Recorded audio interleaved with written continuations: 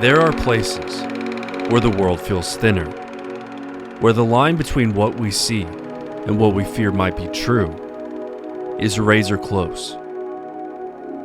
Padre Pio lived his whole life on that line, in a small mountain town where the ordinary and the supernatural shared the same narrow streets.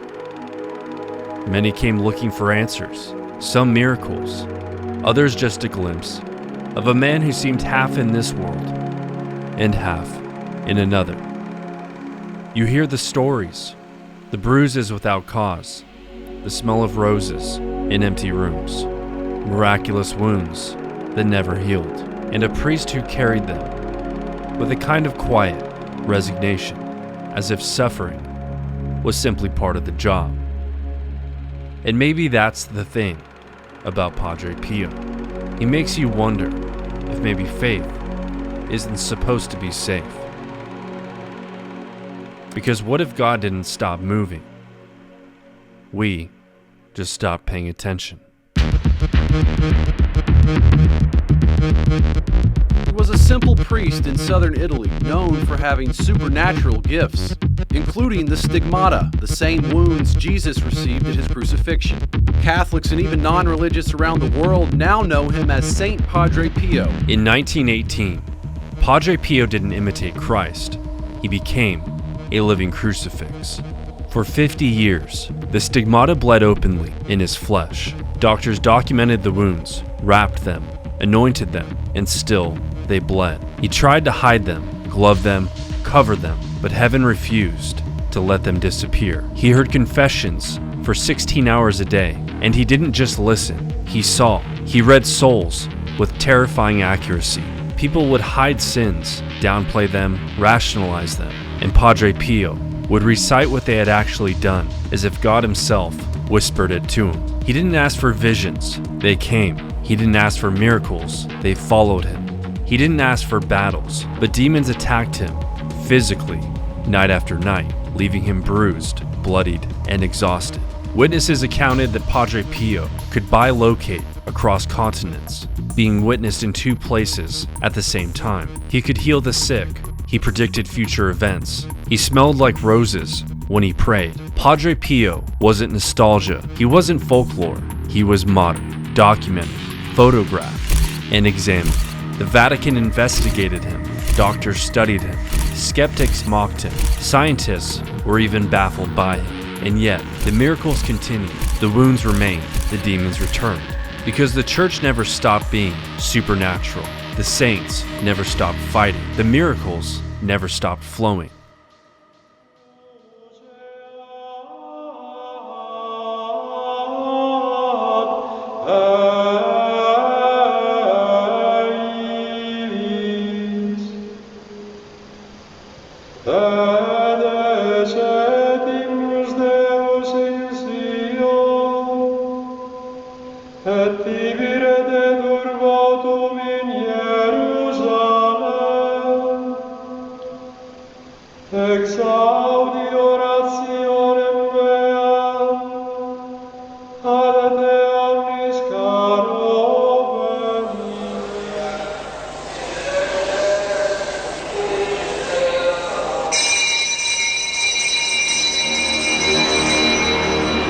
Alright, welcome back everybody. Hope you all had a good Thanksgiving. I've had certainly a busy month. I just got back from Fort Benning, Georgia. I've been working on a documentary for Black Rifle Coffee on the Sante Raiders. I got to meet some pretty incredible MACV SOG operators from Vietnam and hear their stories. That video will be coming out early next year. In other news, our Crusaders Guild Discord server is rapidly approaching 100 members. If you haven't gotten in yet, I highly recommend you join. The community is fully alive, whether you're Catholic or not. This is the community and brotherhood we're trying to build at CGUSA. Patreon is partnered with Discord, so you can join through Patreon at patreon.com/CrusadersGuildUSA or follow the link in the description down below.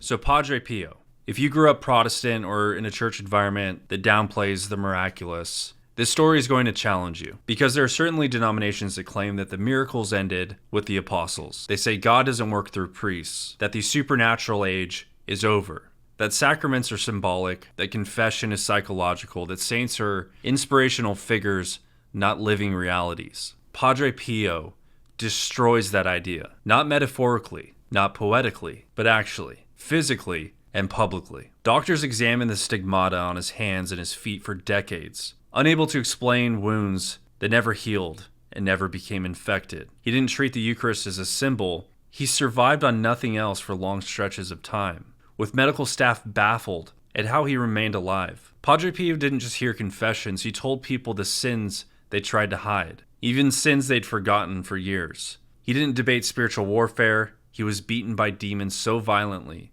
that furniture broke and his body carried physical wounds. And when Padre Pio died, even his body defied decay, remaining incorrupt as a sign that holiness was not imagination, but evidence. Padre Pio is a contradiction to modern Christianity because he forces a choice. Either God still moves in power, or you have yet to explain him. You see, Padre Pio wasn't powerful because he was mystical. He was mystical because he was obedient. The world sees the miracles, heaven saw the discipline, and it's a very common theme here on this channel. We talk about discipline in every video. Padre Pio woke before dawn, exhausted from spiritual battles, and still made it to the altar. He fasted, confessed, submitted, and surrendered. He did the hidden work saints always do, the work no one sees, the work that makes men dangerous to hell. We all see it today in modern Christianity. These traditions have been replaced with feelings, with inspiration, with personality, with preferences,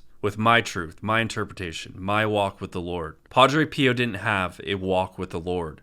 He had a war with the Lord, against himself, against pride, against comfort, and most importantly, he let God win. That's why demons hated him. That's why heaven trusted him. That's why millions still flock to him. And this is the lesson for us. Holiness isn't soft. It isn't cute. It's costly. Holiness is violent. Violent against sin. Violent against ego. Violent against parts of us that resist God. Padre Pio lived the kind of Christianity most people don't even believe is possible anymore. A Christianity where grace is real. Where miracles are normal. Where confession is warfare. Where priests stand between heaven and hell. And this is something as Christians across the board don't talk about enough. The closer a person actually gets to Christ, the less clear the lines become between heaven and earth. It starts to blend. In Catholic terms, grace isn't just God patting you on the head from a distance. Grace is God inviting you to share his life. The church calls it divinization. Not that we become God, but that we're drawn so close to him that his life starts to seep into ours. And when that happens, your world doesn't stay tidy and explainable for very long. I'm sure many of you have reached a place in your faith where you've experienced or witnessed something supernatural. But for the majority of us, heaven is often attributed to some subconscious idea. But for saints, heaven becomes an atmosphere. The supernatural stops being an exception and starts being the backdrop. The boundary between the secular and the non-secular completely dissolves. That's what you see in someone like Padre Pio. He didn't live in two worlds. He lived where they overlapped. So of course strange things happened around him. If you stand that close to the sun, you're going to catch on fire. And that's the uncomfortable truth. If our Christianity never brushes up against the supernatural, never disrupts our categories, never makes our lives look even a little bit strange, then maybe the problem isn't that God went silent. Maybe the problem is that we've stayed at a safe distance. Guys, if you'd like to join the Crusaders Guild newsletter, you can do so at crusadersguildusa.com. For those of you interested or discerning Catholicism, you can contact us directly at mike@crusadersguildusa.com. And as always, if you or a loved one are struggling, please leave a comment below. We will read it and we will pray for you. God bless. Have a great weekend. Thanks for watching.